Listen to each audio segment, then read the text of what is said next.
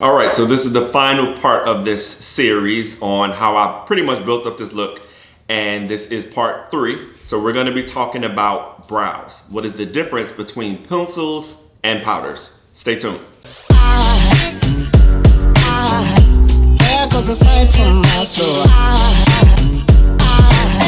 Brows can really be a hit or miss. Brows really frame the face, and because they do this, they move when you talk.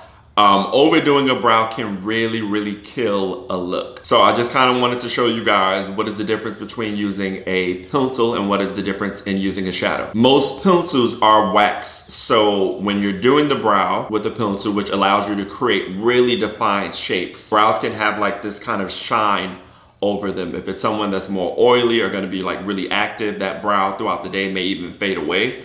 If you're not setting it with a shadow or some type of powder to kind of keep it on. Where would I use a pencil at? If I'm, again, trying to define a shape, or if someone is sparse in hair, pencils are really good for creating those kind of feathery like strokes. Just doing something that I feel like is a little bit more defined, where shadows, on the other hand, I would use for someone that may have a more defined brow. They don't really need the shape kind of tweaked. They may just need a little bit more definition and color, if that makes sense. So for example, I like the shape of my brows, but my brows look very thin. They look very sparse. So I can just use a shadow to kind of define it. My mother's the same way. Shadows are going to last a little bit longer, but like anything with makeup, there's always a pro to con to them. Like I said, shadows are going to have more pigment and going to be more long wearing. Pencils are mostly more wax. Great for defining, but they may wear out over time. So why don't we just go ahead and jump into this video, and you guys can see how I did Najah's brow, one with a shadow, one with a pencil. All right, so when I start anybody's brow, whether I'm using a brow pencil or shadows or mixture of both, it's always a good guide for me just to kind of comb the hairs, because I want to see where the hairs naturally grow. If there's hair that we want to tweeze out or wax out, or if we're thinking about bleaching the brows, I really just want to see how they naturally lay. Like I said, brows are really important, and as you can see, they move. So as she emotes or makes emotions, the brows are going to move. So I need to see what they automatically do. So on this side, we're using a pencil, and I always like to start where the arch is and kind of more focus on the tail. That's a really great way to add definition to a brow. It's a way to kind of reshape the brow, maybe make it more rounder, make it more arched, depending on what's naturally there. And I'm really just following what she already has. I didn't tweeze her brows, I didn't bleach them. I just wanted to kind of do something that was a little bit more to the natural side. So I'm using very short, feathery strokes to fill that in. This color is a warmer brown color. This brow pencil is Spiked by MAC. Of course, like I've said in previous videos, use what you have access to.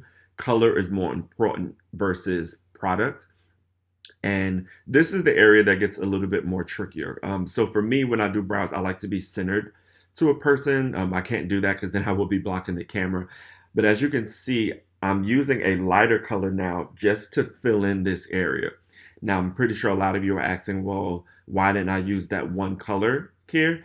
If I were to use that color right there by itself, that brow is going to look really dark. And darker brows, to me, come off a little bit more aggressive. They come off a little bit more masculine. Najah has really beautiful features, so anything too dark on her may age her or just make her come off as something that she's not.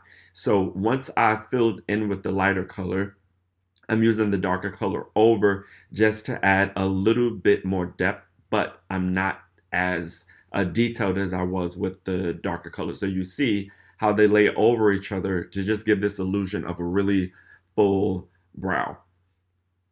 Feathery strokes are really important. So this is the darker color, very lightly over that lighter color.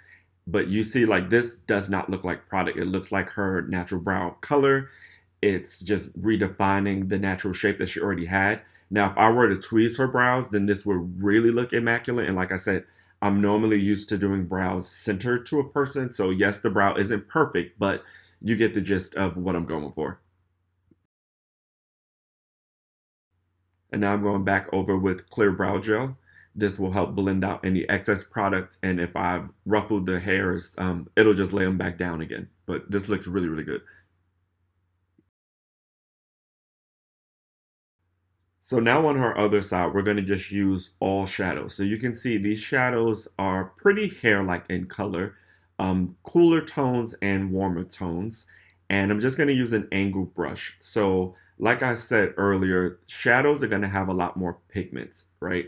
So if I had someone who had really, really thick brows and I just wanted to add a little bit of definition to it, shadows would be perfect for Naja's brow, and to me, just personally, I definitely would have felt more comfortable just doing pencils on her because I know the shadows are just going to be a lot of color, and I don't really feel like she needs that color. So same techniques, using an angled brush, focusing on the arch, the outer part of the brow, the tail, working with the darker color, that color that was in that palette on the bottom right that you guys saw. I'm starting off with that. And just still going to do the same thing.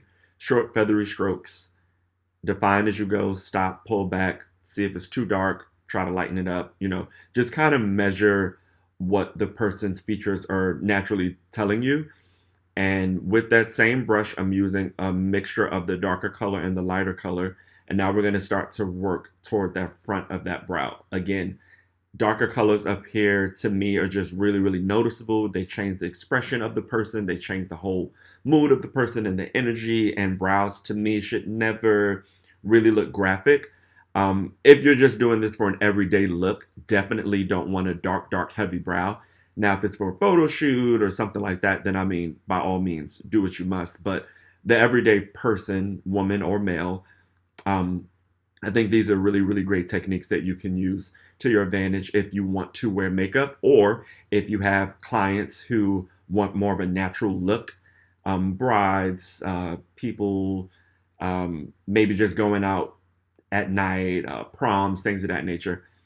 And like I said, just short, feathery strokes. And again, know when to pull back, know when to add more, know when to step away, see the face move, make your client or your model move their brow so you can see what that looks like. And as you guys can see, this is the finished result. One side with the brow pencil, one side with shadows used just to fill in the brows.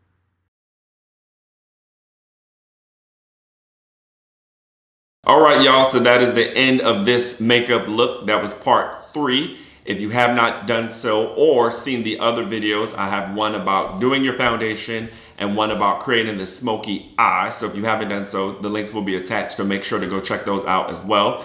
If you have not done so, please make sure to subscribe to the channel. And I hope that all of you guys are being safe during this time frame with everything going on in the world. Let's just learn to embrace one another and just love and live life. But until next time, I will see you guys later. Peace.